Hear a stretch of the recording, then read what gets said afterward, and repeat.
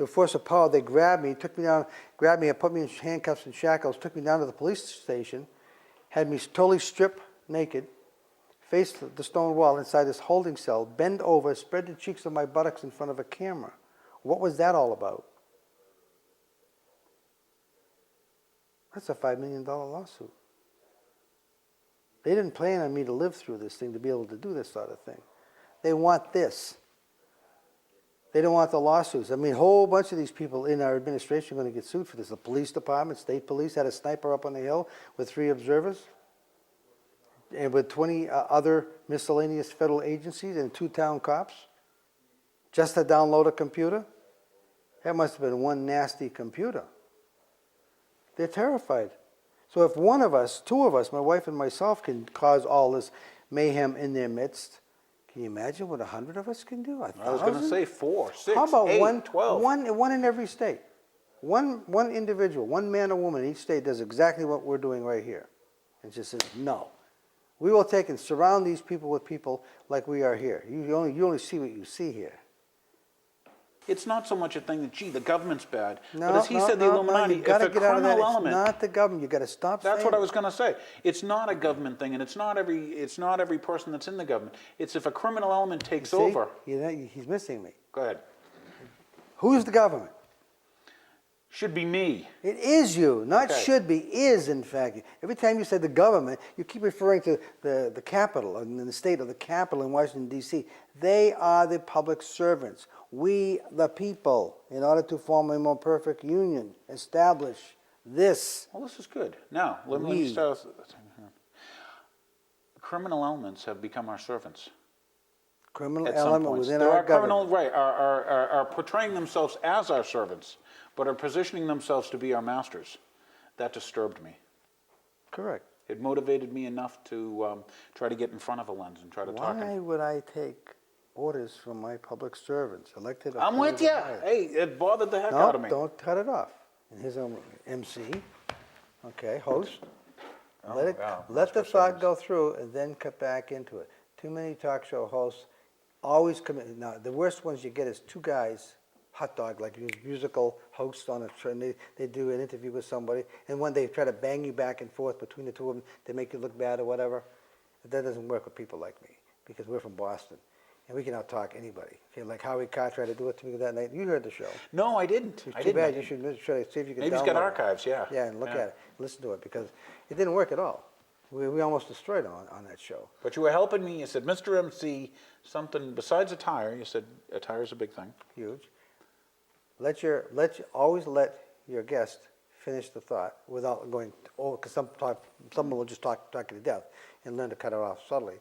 But let them finish their thought. Don't speed up.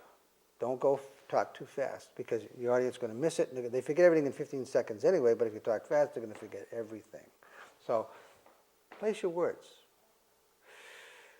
Now, I'm going to tell you, go back, talk to your brother. Slow is faster.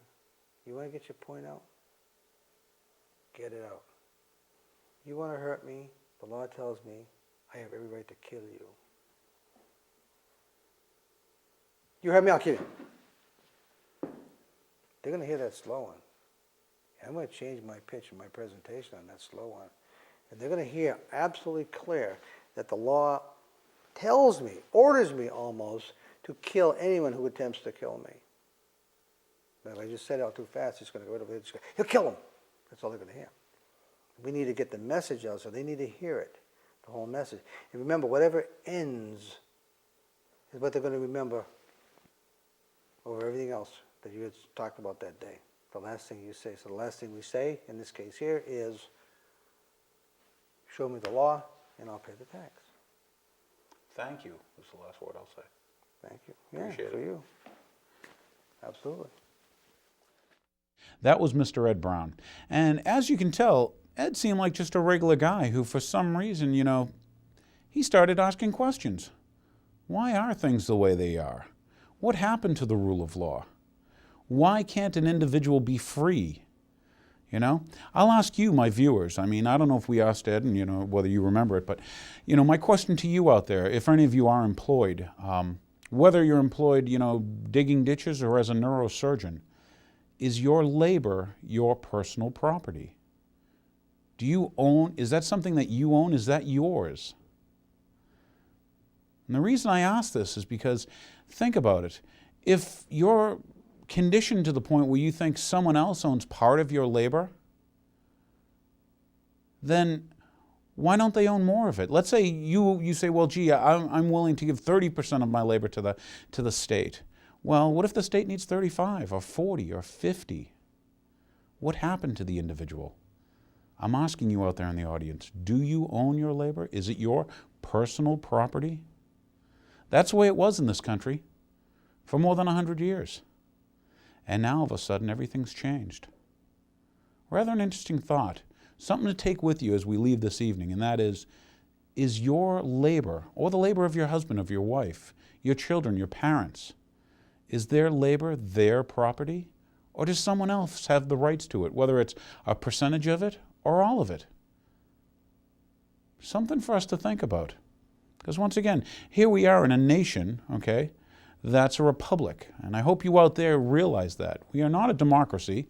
If you were to read the Constitution, or possibly the Bill of Rights, the Declaration of Independence, it doesn't say democracy in it in any of the pages.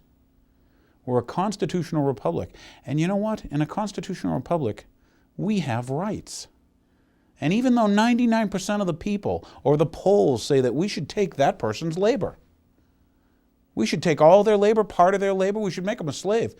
We shouldn't and can't do that. The government was never empowered to do it. So I want you to go home and think. You know, look at your husband, look at your wife and say, hon, I understand you're working. Is your labor yours? Is it your personal property? And then tell me the definition of what is a slave. Is a slave someone who owns their labor? Is their labor their personal property? What have we allowed to happen? How far have we been misled or led astray? When will we wake up and care about the future generations? More so than Anna Nicole's body and whether or not it should be cryogenically freezed and we should fight over the assets of her dead estate. So, there you have it. This was The Real Story, and I look forward to just going over all the wonderful things that the regular media doesn't show you. Another thought to take home tonight, and that is when you do turn on the boob tube or the television, okay, I'd like you to consider that 95% of the media that's made available to you all comes and is controlled by 6 corporations. Just 6. The entire United States. All the media. 95% of it. Here in Sharon, anyway, we have Cable 8, which allows for people like myself to be an alternative media. And I'm doing it for you. And hopefully you're going to enjoy it. Thank you again.